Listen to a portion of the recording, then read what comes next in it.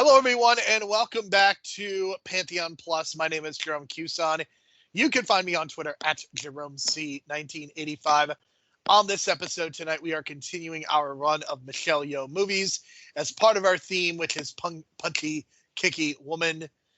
Tonight, we will be discussing and reviewing The Heroic Trio, another Hong Kong release from the year 1993. My co-host for this show, as always, is Brian. You can find him on Twitter at Brian DeBrain. And Brian, all I could say is this week we are reviewing a superhero movie with some heavily international flavor attached to it. We will be discussing Michelle Yeoh. We will also once again be discussing Maggie Cheung, as she gets to play a very different character, gets a lot more to do. We will also talk about, unfortunately, Anita Mui, the titular Wonder Woman. Again, you talked about teasing the idea of copyright. So she plays Wonder Woman. Unfortunately, is no longer with us. So we'll be talking about that.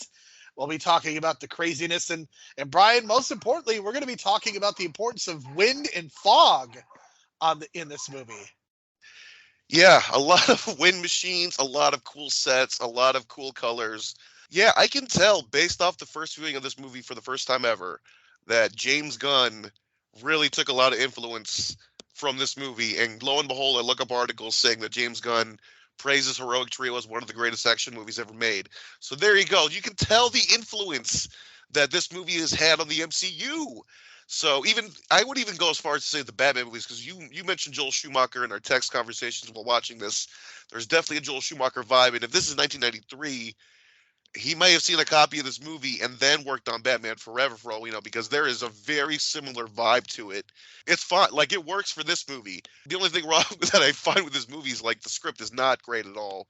And we're going to talk about that. But I love the visuals of this movie, its practical effects. There are so many times I saw strings on, like, objects that are supposed to be floating in the air, and it just made me happy. I know it looks stupid. I know it looks terrible. I know it looks corny. But it just made me happy to see practical effects. So, yeah, a lot of CGI. I've seen a lot of CGI movies in the last couple months, CGI-heavy movies, and it was kind of refreshing to see this. And, yeah, give me strings. It's fine. It's a B movie. It works for what it is. If you do strings now, it's obviously not going to work. But for what they were doing at the time, it was a lot of fun. And the editing was really fun because, of course, with this kind of Hong Kong style editing, everything's going super fast. They speed up the frame to make everything go fast. And yeah, it's a lot of fun. The performances are really good. There's some really fucked up imagery in this movie too, Jerome. I got to say, really fucked up. It is pretty rare to have a movie about a baby killer and to see babies dying. You don't really see that in movies a lot. I think there is a lot of sensitivity to that, to killing like kids or babies or animals, but this movie is a little bit gnarly in that way. I don't know if, I think the action is so pure in a movie like Yes, Madam, and even the movie we're going to be discussing more next week. But I think in terms of the fun spectacle, I think that's what makes this movie work. And I think that it's just, again, the plot is a little wonky, but right from the opening scene, Brian, I think you can really appreciate kind of the vibe they were going for. They very clearly established the vibe of this movie right from the start, and that's something I really appreciate. There's not a lot of background on this movie because it's kind of a B movie, so we can kind of get into the plots. So, Brian, what did you like about the opening? Which it's also good that we got the same opening for this movie as well. Well, it's basically an attempted kidnapping, right? And man, like the way they shoot Wonder Woman in the air, it's just so crazy because no one's doing that anymore. You know what I mean? Like the visual approach to this movie is like we're gonna combine the kung fu, Hong Kong style mixed with like the comic style, and that opening sets that tone really well. And just like, yeah, there's a lot. I mean, it definitely sets the tone, and it sets the tone of the heroicism, what's going on, and like the stoicism from the Wonder Woman character, and like the way I just love the way she jumped on the electrical wires, man. Just that was just like wow, because at one point she runs across it, and the electrical wires are shorting out every time she runs on a wire. So visually, I was just like, okay, how did you do that? That was incredible. That was an incredible wide shot. You did it in a single take. Just some incredible ideas right off the bat, and then the visual stylings, the babies being kidnapped, a lot going on. Just a lot going on. It sucks because I feel like they used the Invisible Woman's powers at her best here, but they really didn't play into her powers later on, which kind of sucks because I felt like she probably could have done more damage in the final fight when they were fighting the evil master, but she didn't really go invisible. So I was like, man, like, why didn't they go back to that? I don't know if it was like a budget thing, but at least here in the beginning, like the Invisible Woman played by Michelle Yeoh, like they really got the visual effects down on how it works, and like, it's just practical effects. Like you don't have to do like a CGI, Invisible Woman from a couple of years ago, but for what it was practical and it worked. And they gave you a sense of where she was, even though she was invisible, because of the blood and like little things like that, and little details like a blood trail or something like that. So visually, it came off really well, and it sets the tone for this kind of comic-y. We're in this Joel Schumacher type world. Obviously, it gets you into the world and gets your mind ready for what's to come, because this is not a normal superhero comic book movie for sure. Like you really got to get into it. I was so glad that. I mean, listen, everyone knows I'm a stoner, but man, I really, really, after that first scene, I stopped, went back, smoked a bowl, and I was like, this is going to be a big trip. So I went back and smoked another bowl, and I was ready to go for the rest of the movie. All right, so I guess we have a new rating system for this podcast, not just star ratings and numbers, but how many bowls does Brian want to smoke after watching the opening scene of the movie?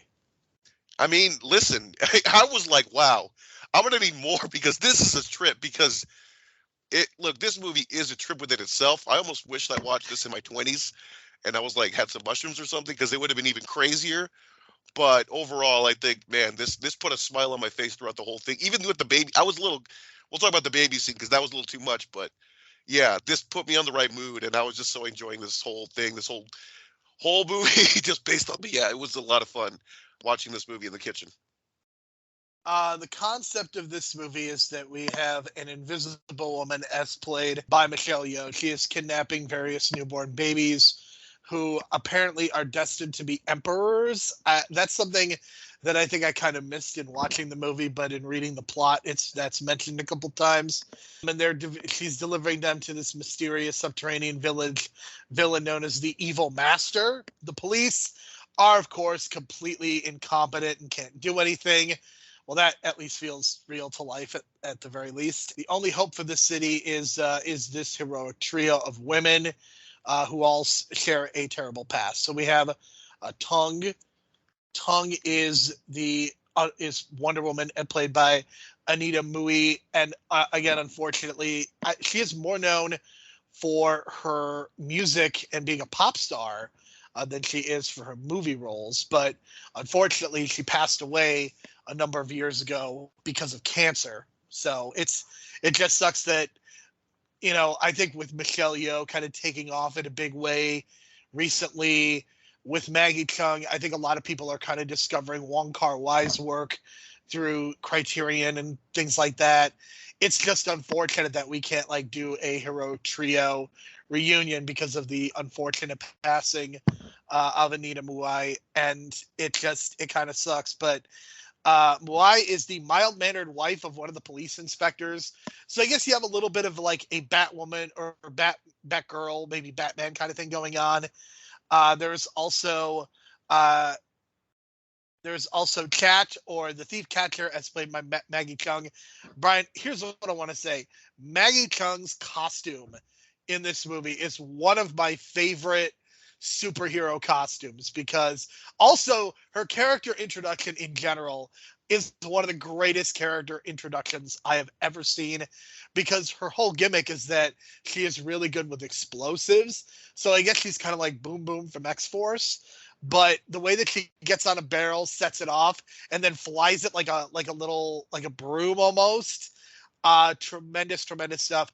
We get to see so much of her personality, which we don't get to see in any of the police stories. But here, she is just a tremendous ball of personality. Yeah, I loved it. I mean, the look kind of has like a China 99 kind of look to it with the black leather, but I love the way she puts her hair up. It looks so fucking cool. I think you're right. Like it's a strong superhero look. The introduction was great. Yeah, I think her look is so freaking good. But I want to talk about Anita Mui because, like, for me, the vibe I was getting was very much like a Christopher Reeve. Like, she's nailing that Christopher Reeve vibe of like balancing, pretending to be a normal woman, then balancing being a hero. I felt like her and her husband's relationship had that very much Lois and Clark feel to it, and I was like, oh, they really got this relationship down with like her being the Superman, even though she's Wonder Woman, and like her husband being in the Lois Lane role, and I thought it worked really well up until like it actually has a payoff too, which I was like, oh, they paid this off at the end of the movie when like the husband finds out that it like her wife is Wonder Woman, and she's like, how did you know? And she's like, the way you looked at me when I was on the ground and you were willing to, you know, go and try to save me as opposed to like save the other people. And then that moment I knew you were my wife. And she just starts crying and or whatever. And I'm like, I know I'm jumping ahead, but I think that was a great relationship. And I love the way they establish her character.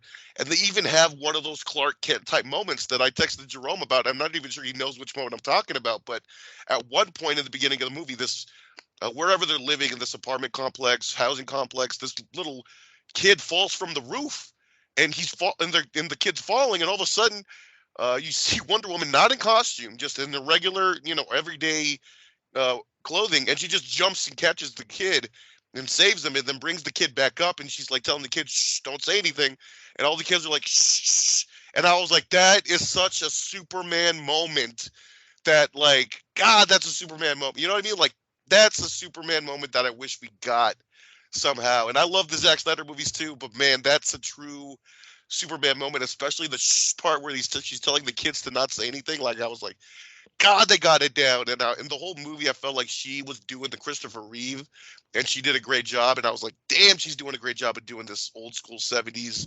Superman type role. And like, and of course she's named Wonder Woman and all, and she's probably got some of that Linda Carter feel too. But the way she was like carrying herself, I felt like, man, they really got it. She really got it down. It's almost as if she went back and watched all the Christopher Reeves movies to prep for this, because it felt like that's what she was going for, and it totally worked for me. Well, it's funny you mentioned her being called Wonder Woman, which in the Hong Kong version that is what she is referred to. But now you and I did not watch the English dubbed version. We watched the original one in Cantonese since it was on the Criterion channel. But if you listen to the English dub, she is referred to as Shadow Fox. So that is a little bit different. So I want to point that out for the audience that this character can kind of go by two names, which creates a certain level of confusion. Just like all things, it seems like we've had to deal with this month. So, yeah, I think it's just a really well rendered character. And again, it's funny to think that so many of these Hong Kong movies are heavily male based, and like we are kind of cherry picking out some of the few movies that put an emphasis on female characters, like this one does. And again, I think that the performances among our heroic trio are very good.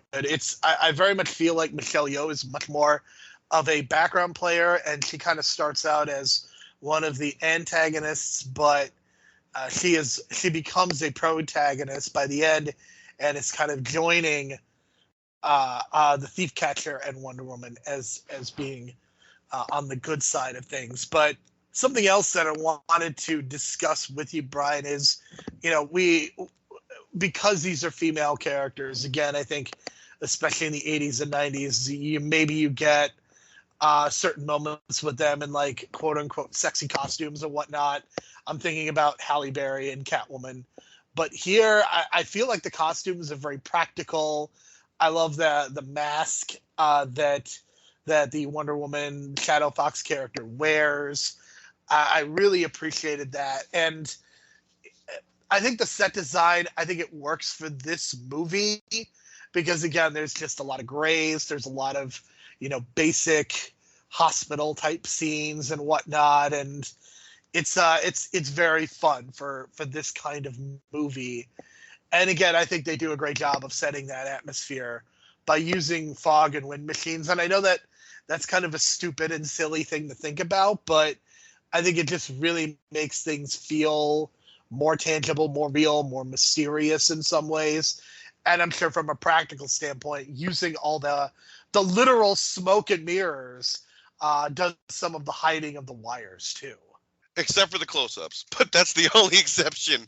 However, yeah, this set design, I really dig it, man. And what I really loved was the underground dwelling world, because I was like, okay, they're doing this underground world shit that you find out later on. They kind of slipped this line in about the evil master being vulnerable to sunlight, and I was like, there it is. That's why he's underground. That's why there's no fucking sunlight underground. There's no like source of light anywhere underground almost. And like that underground dwelling is kind of like this portal almost to the underworld. And I was digging that whole concept because, like, man, this whole idea of like this underworld being underneath the city, that really gets to me. Like that, I love that idea. Just visually, it was kind of creepy. It plays into like almost like that surreal horror, kind of what people were like, almost like that. Have you heard of that movie House? That Japanese movie House, where it's all crazy and almost Scooby-Doo like, but it's like a horror movie. I have not. Okay, look into that movie, Jerome, because it's a very famous horror movie. The visuals are like crazy, just crazy, ridiculous, part comedy, part ridiculous, part horror. And that's the vibe I was getting from the set design, this evil master, his henchmen. And I was getting, okay, they're kind of combining the horror element with the fantasy element mixed in with the comic book element. And I think that's what that mesh kind of like, they got the right mix of each, you know what I mean? And then, of course, you mentioned the costume design. I think again, I agree with the costumes. They're very practical. I love the color design, especially like with Michelle Yeoh's like bright reds, and then you got Maggie Cheung with these like distinctive blacks, like different various like shades of black mixed with some silver, because she's basically like the Punisher. So they got this like leather look with her, and I love that. And of course, you mentioned Wonder Woman's mask. The other thing I noticed too was like they're not necessarily their capes, but I guess they're yeah, I guess they are capes basically. I can't help but think of like, yeah, you know, and the mode would not be happy with. Yeah, the she would not be happy because like they were flowing, and you mentioned the wind machine, so they all that they was all flowing all over the place. So yeah, visually it was fun. I can't help but think like at some points during this watching the movie, I was like, I wonder if like this is gonna turn into like a music video at some point, because like it looked like a music video from the 90s at some points. You know what I mean? Like the slow walking, the dramatic, you know, camera angles in the apartment building, especially when it's the scenes with Michelle Yeoh and the professor guy. Like that felt like I was about to see a kiss from a rose start popping up or something. But I guess again, that plays into the Joel Schumacher of this. yeah, exactly. That plays into that visual style. So maybe Joel Schumacher was just really into like music videos at the time, and that's what helped the look of the Batman Forever movie as well. Because like, yeah, it very felt much like music video stylings, which is, you know, kind of what that era is. Like I mentioned before, like 90s directors back in the day, they were getting like work based on their works on music videos. So that visual style kind of like is shown here too as well. So a lot of that 90s flair is in this movie, especially early 90s, and it just kind of works for what it is, because 1993, like, yeah, it's the perfect time for that. Yeah, I mean, I think in good ways and in bad. And I have to tell you this funny story. So we mentioned the use of capes, and when my friend and I went to go see Quantumania, there is a point when Kang comes out and Kang has a cape on, and my friend in the Edna Mode voice whispered "no capes," and I will pop every single time somebody does that. And then he was monologuing later on. So the legacy of The Incredibles continues to live on. Yeah, what's Brad Bird done lately? I wonder what he's been doing lately, because he hasn't been doing much. But well, Brad he did that awful George Clooney movie that made no money. So unfortunately, I know he is. I believe he is working with John Lasseter at the animation studio. I think it's Skydance, or I forget what it is. But well, if they could give me an Iron Giant 2 anytime soon, that'd be incredible. Well, that's not going to happen because Brad Bird. You know, when you choose to work with John Lasseter, and given the way that John Lasseter had to leave Pixar, it's not great. I don't know that I want to see a Brad Bird movie if that's who he's choosing to associate with. We will see, but that's our side discussion on Brad Bird. Anyway, back to this movie. I think that there's a lot of things that work about this movie, and I think I think this is a movie that, because it's 90 minutes, it doesn't really give you a lot of time to really consider, like, okay, maybe the plot doesn't totally add up at certain points, but there is definitely a point in this movie when things get a little dark. As Maggie Cheung's character, she decides that she is going to kind of take a baby to use as bait, and Brian, something really unfortunate happens to that poor baby. Yeah, this is I don't know. I can't even think of like a baby death in a movie. Maybe I just blocked it out the other times I've seen it. I'm sure there have been times that I've seen it and I just blocked it out. But yeah, this baby death was pretty gnarly, man. And I keep thinking, like, was it necessary?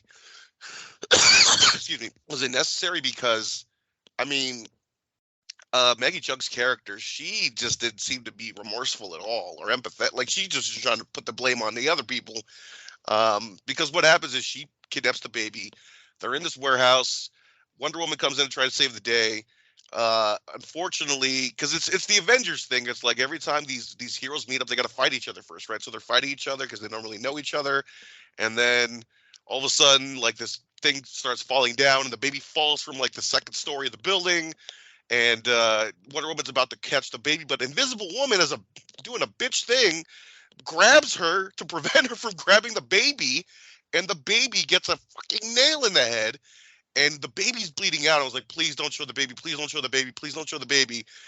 And the baby's still alive, and I'm like, oh God, no. I know what's coming. And then, of course, she brings Wonder Woman brings the baby to the hospital. They put her on the table. Like a minute later, the baby's dead, and it's like, oh my God. I can't believe I just watched that. It was so heartbreaking. But then I kept asking myself, well, I mean, the bad guy didn't do it, so why even kill the baby? Like, they had no reason to kill the baby, man. And it just felt like, oh, they're just manipulating us and trying to get our heartstrings by killing a baby, and it's so exploitive. So that's kind of my feelings on it. I'm not a fan of it. I mean, look, if you're gonna kill a baby, make it like part of the story, like it's, a plot point. But in this case, they just did it just to get sympathy. Like, if the bad guy did it, then yeah.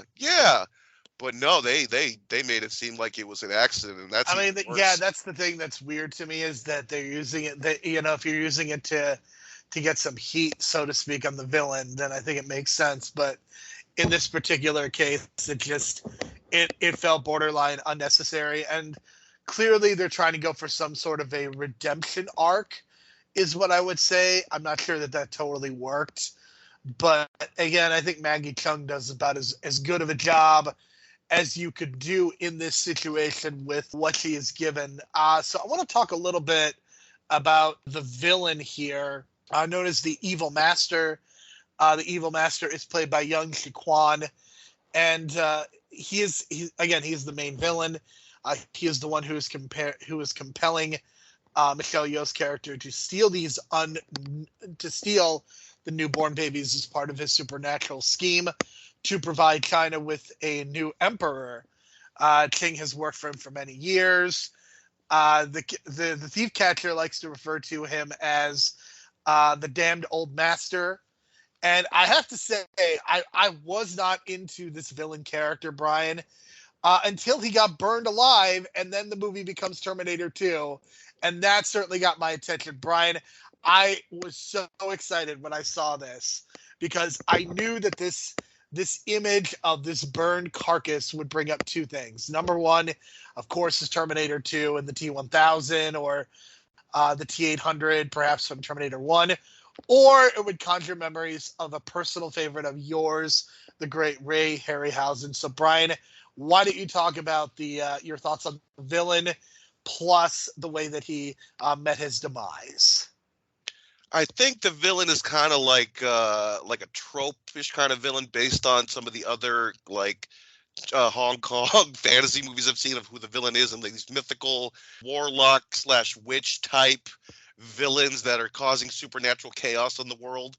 You got a little bit of that in Big Trouble in Little China, which, they even got one of the actors from Big Trouble in Little China, the professor guy, is actually one of the three titans from the Big Trouble in Little China. So cool little casting there. But yeah, this Evil Master was a nothing character up until that point. And then once he breaks out into the real world, he goes above ground. shit goes down, and then the skeleton appears. And why does the skeleton appear? Because he gets blown up, but I guess because it's supernatural, his bones and his brain were still alive, and if the brain's working, then I guess he's still working. So he comes out as the skeleton. It's disgusting, it's brutal, but it's very Ray Harryhausen. The only thing he didn't do was dance as the skeleton, which I would have marked out for. But the scene that I referred to is, of course, from Jason and the Argonauts. It's the last action sequence of that film. Jason and the Argonauts is actually an incomplete kind of film. People don't really realize that. It's not even the whole story of Jason and the Argonauts. It stops at a certain point, and that's the end of the movie. But at the end of the movie, it's the skeletons that they have to face off with, and that's that famous imagery of the skeletons with the swords and shields fighting the real life people, and that mix of stop motion with live action. So they did that kind of here, mixed in with like, oh, we're just going to put the skeleton around Michelle Yeoh. She's going to hug onto it, assuming that it's pressurizing her and to keep it and like keeping it on her.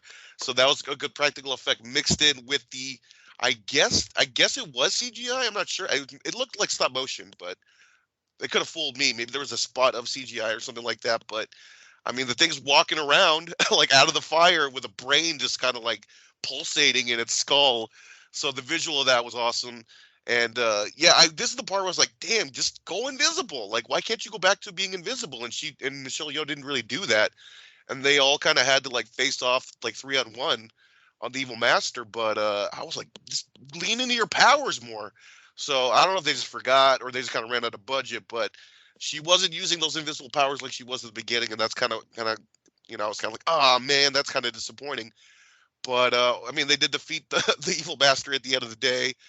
I guess the Evil Master's brain blows up from the psychic connection that he made with Michelle Yeoh's character, and then as they were falling from a 5-story building, the brain blows up, and then the fucking skeleton just shatters on the ground.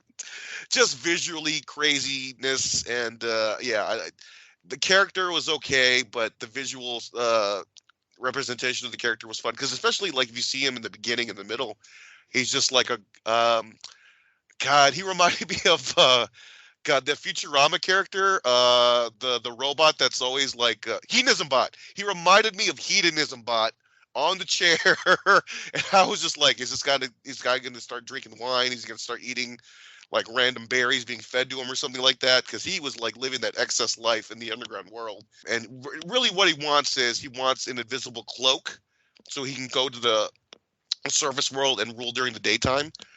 Or that's the plot, or that's what he wants. So he doesn't quite get there. We never actually see the invisible cloak because it's invisible. So it's kind of like a MacGuffin that really doesn't even become a Chekhov's gun. I like your Hedonism Bot reference. I think that's a solid one by you. Yeah, I think this is a movie that's very hard to talk about, in that I think it's such a movie about vibes much more than it is about plot or themes or things of that nature. And I feel like with Michelle Yeoh's Hong Kong work, I think that's a lot of what it is that, you could talk about the action scenes, you could talk about some individual fun moments, but I'm not sure that there's a lot of maybe meat on the bone just in terms of things beyond that, especially like I'm thinking about like Crazy Rich Asians and Everything Everywhere All at Once. Like there's a lot of things that you could talk about with those movies that would make for interesting conversation. And with these movies, I think they are a fascinating look into the career of who Michelle Yeoh is as a performer, because she has really put in the work of being like this B-movie actor, doing these lead roles that maybe are not desirable, but clearly have had an influence on who she is as a star now. And I think that is what has made me so curious to explore her early filmography, is the fact that she is doing work that a lot of other award contender actresses like Cate Blanchett, like, yes, she was in a Thor movie, but she doesn't have like the action star credentials that Michelle Yeoh has. I mean, someone like Nicole Kidman has done very few action movies, and it's funny I say Nicole Kidman because, of course, she is the female lead of Batman Forever. But like you look at a lot of these actresses, and they don't have like this run of action movies or superhero movies where, they're very clearly like the sexy lead, or having to do all of this wire work and things like that. So that is what has made this such a fascinating journey, is to kind of explore who Michelle Yeoh is as a performer. And again, I come back to Yes, Madam, and just how blown away I was by the action of that movie. I wasn't necessarily blown away by this movie, but I think you get to see a different facet, a little bit more of a complicated character. She is not the main protagonist for much of the movie. She is kind of an antagonist in this way, but I think when you sit down and watch these movies, you see a clear evolution in her career, going from doing some of these B movies and, playing more complicated characters. Yeah, and I could easily tell too, like the Daniels, they really had an influence from this movie on Everything Everywhere at Once. I can tell. Just that some of the wackiness and the ridiculousness in Everything Everywhere at Once, you can kind of see that reflected from here, because this is kind of has some of that same kind of vibes to it. You're talking about the vibe, especially with the action sequences, where it's just like, what the fuck is going on? And then crazy stuff happens, but the audience is so into it, you go with it. And I think that's what's going on. It's kind of hypnotic, this movie, because again, like the plot's not great, but the visuals and what's going on, what you see, especially like, I want to go back to we never even talked about it yet, but that train sequence, or the train subway sequence, where it's like the henchman of the evil master is going around cutting people's heads off with that famous flying guillotine that's been used in other kung fu movies in the past, that I've seen it used in other movies in the past, just going around chopping people's heads off. And it made me think, like, his gimmick is that he can't feel pain, right? I don't know if you picked up on that, but I was like, oh, did James Bond rip that off? Because there's that character later on in the James Bond sequels.